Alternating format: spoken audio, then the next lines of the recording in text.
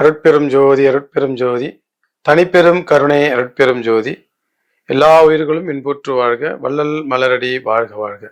Mister lady channel நேயர்களுக்கும் அடியனுடைய தயவான பணிவான வணக்கங்கள். அடியேன் புதிய பெரிய சித்தாவர்மா வைத்தியர். ஆண்மை குறைபாடுக்கான ஒரு மருத்துவம் தான் நாம் அந்த காணொலியில பார்க்குறோம். இந்த காணொலி சித்த மருத்துவத்தை ஏற்றுக்கொண்டவர்களுக்கும் சித்த மருத்துவத்தை நம்பி வாழ்க்கையை வாழ்பவர்களுக்குமானது, மாறாக அனைவருக்கும் அல்ல என்பதை இதன் வழி அடியேன் தெரிவித்துக் கொள்கிறேன். ஆண்மை குறைபாடு இது ஆண்களுக்கானது. ஆணுடைய விந்து அப்படின்னு பார்த்தீங்கன்னாக்கா அது உயிரணுக்கள், ஸ்போம்.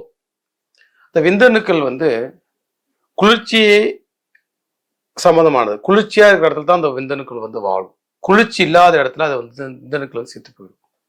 இப்போ ஆண்மை குறைபாட்டுக்கான காரணம் பார்த்தீங்கன்னாக்கா அடிப்படையாக சூடு, வெட்டை அப்படின்னு நம்ம பார்க்க முடியுது. இப்போ சூடாக யாரெல்லாம் இருக்கிறாங்களோ அவங்களுக்கு எல்லாத்துக்குமே விந்தணுக்கள் குறைபாடு, ஆண்மை குறைபாடு ஏற்படும். சூடுனா எப்படி சார்? நான் ஒன்றும் சூடை ஏற்படுத்தல. நம்ம மொபைல் பார்க்கறது, டிவி பார்க்கறது, நைட்டு 10 மணிக்கு மேலே முழிச்சு கொண்டு இருக்கிறது, டென்ஷன் ஆகுறது, கோபப்படுறது, பதட்டப்படுறது, பரபரப்பாக ஆகிறது, கவலை, ஆழ்ந்த கவலை இருக்கிறது, மனசு வாதனையாக நினைச்சு ஏதாவது ஒரு துன்பத்தை நினைச்சு கொண்டு இருக்கிறது, எதிர்காலத்தை பற்றி கவலை, தாம்பத்தியத்தை பற்றிய சந்தேகங்கள், தாம்பத்தியத்தை பற்றிய கவலை, இன்ஃபினிட்டி காம்ப்ளெக்ஸ் சொல்லுவாங்க, தாழ்வு மனப்பான்மை, இது எல்லாம் தான் ஆண்மை குறைபாடுக்கான காரணமாக இருக்குது. ரெண்டாவது உணவு கட்டுப்பாடு. உணவு கட்டுப்பாடு இல்லாமல் கண்டதை சாப்பிட்றது, ஹோட்டல் உணவுகளை அதிகமாக எடுத்துக்கிறது, எண்ணெய் பலகாரங்களை அதிகமாக எடுத்துக்கிறது, இதெல்லாம் கெமிக்கல், நிறைய கெமிக்கல் சார்ந்த உணவுகள், சாஃப்ட் ட்ரிங்க்ஸ் நிறைய சாப்பிட்றது, இது எல்லாமே பார்த்தீங்கன்னா ஆண்மை குறைபாடுக்கான காரணமாக இருக்குது. ஆக மொத்தம் இதெல்லாம் சேர்த்து நரம்பு தளர்ச்சி அல்லது சூடு, இது ரெண்டு தான் குறைபாடு. ஆண்கள் குறைபாடுன்னு ஒன்று அதிகமாக நரம்புகளை பலவீனப்படுத்தக்கூடிய உணவுகளை சாப்பிடுறது, அதை உடலை சூடுபடுத்தி அதனால் விந்தணுக்கள் இறந்து போகிறது.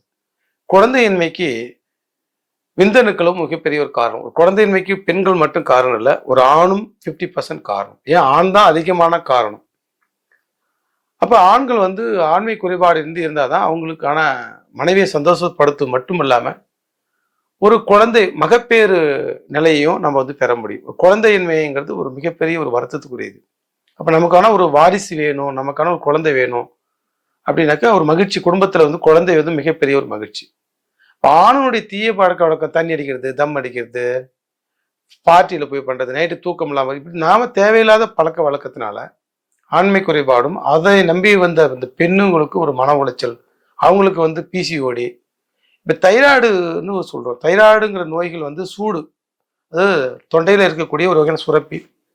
இந்த தைராய்டு சுரப்பிகள் மூளையில் இருக்கக்கூடிய பிட்யூட்டரி சுரப்பி அதிகமாக சூடு ஆகிறதுனால தைராய்டு சுரப்பியும் பாதிக்கப்படுது. யாருக்கு தைராய்டு பிறப்புனாக்க பெண்கள் யாரெல்லாம் தாம்பத்தியத்தில் நிம்மதி இல்லாமல் இருக்கிறாங்களோ, தாம்பத்தியத்தில் ஒரு சாட்டிஸ்ஃபேக்ஷன் உச்சநிலையை அடையாமல் இருக்கிறாங்களோ, அவங்களுக்கு அனைவருக்கும் தைராய்டு வருவதாக அதிகபட்சமாக ஒரு 95% ரீசன் என்ன பெண்களுக்கு தைராய்டுனா, அவங்க எல்லாமே தாம்பத்தியத்தில் நிம்மதி அற்றவர்கள், தாம்பத்தியத்தில் திருப்தி அடையாதவர்கள் தான்.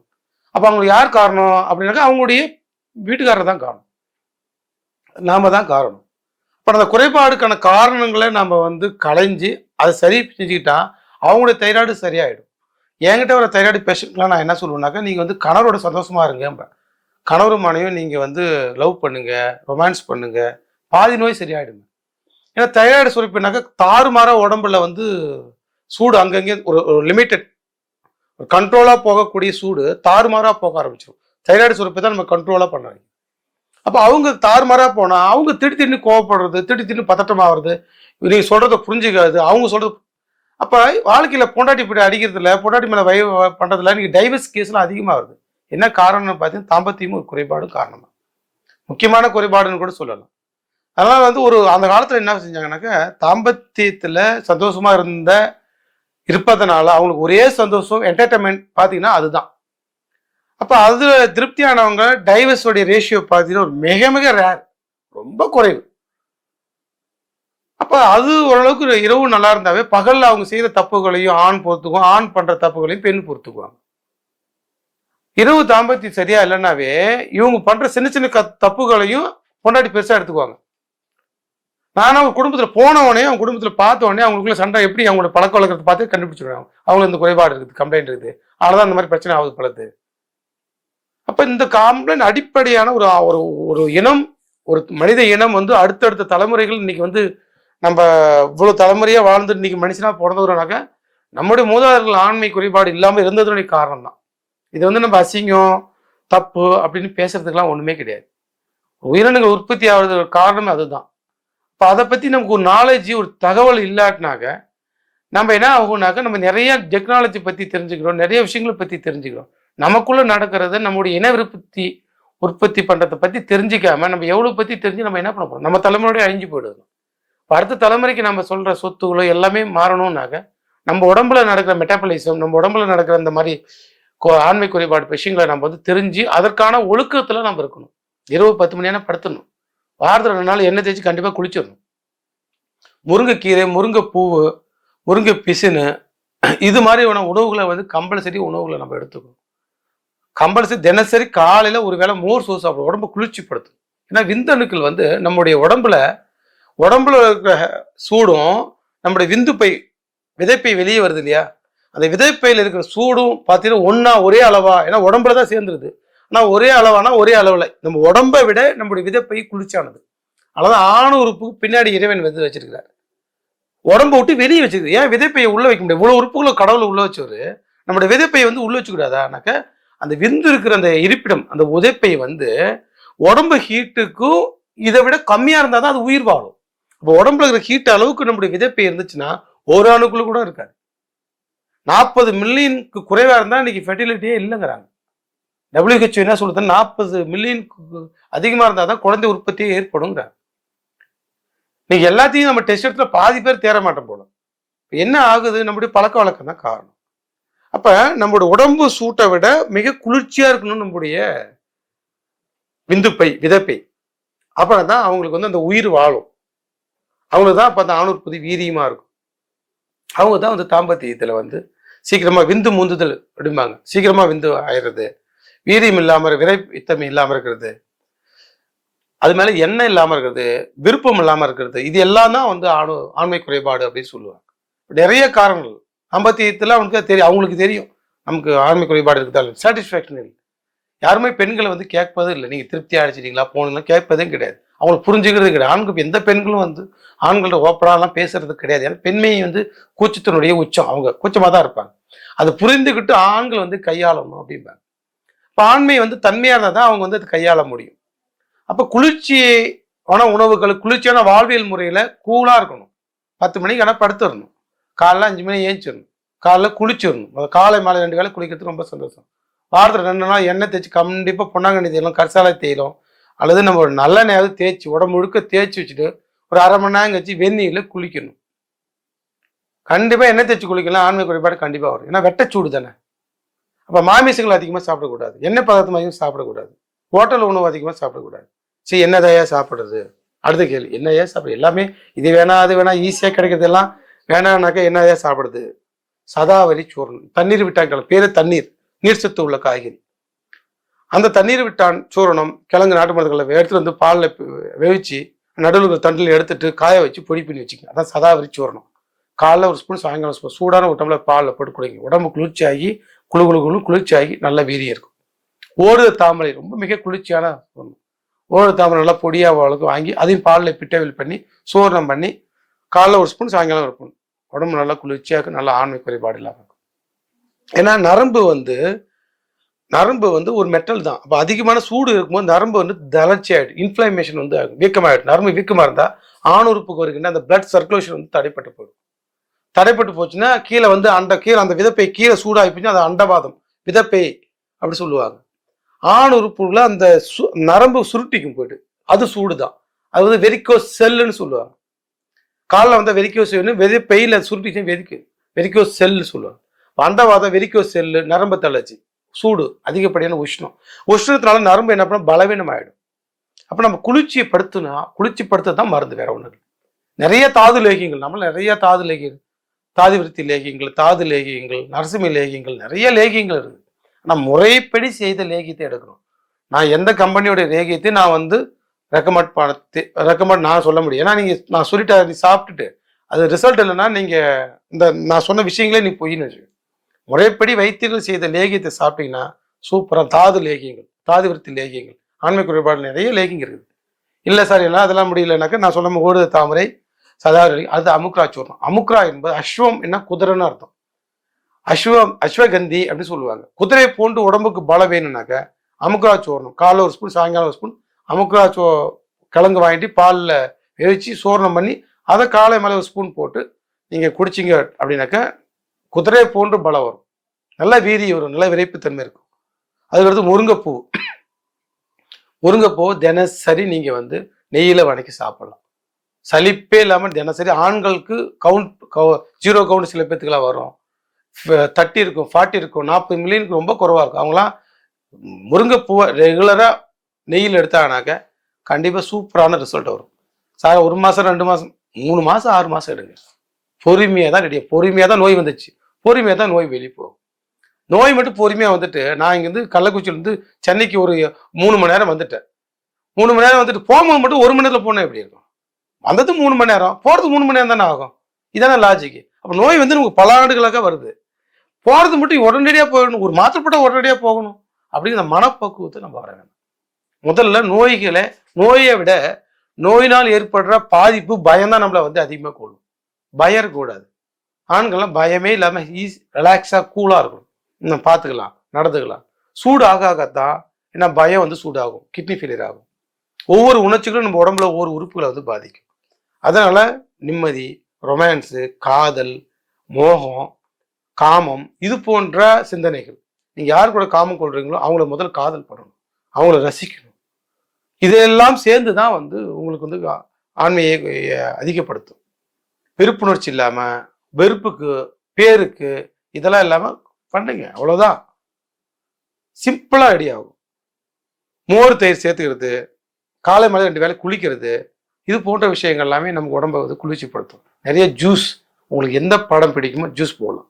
எந்த கீரை பிடிக்குமோ, எஸ்பெஷலி முருங்கீரை நல்லது, பொன்னாங்கண்ணி கீரை, எந்த கீரை பிடிக்குமோ தினசரி கீரை நிறைய சேர்த்துக்கலாம்.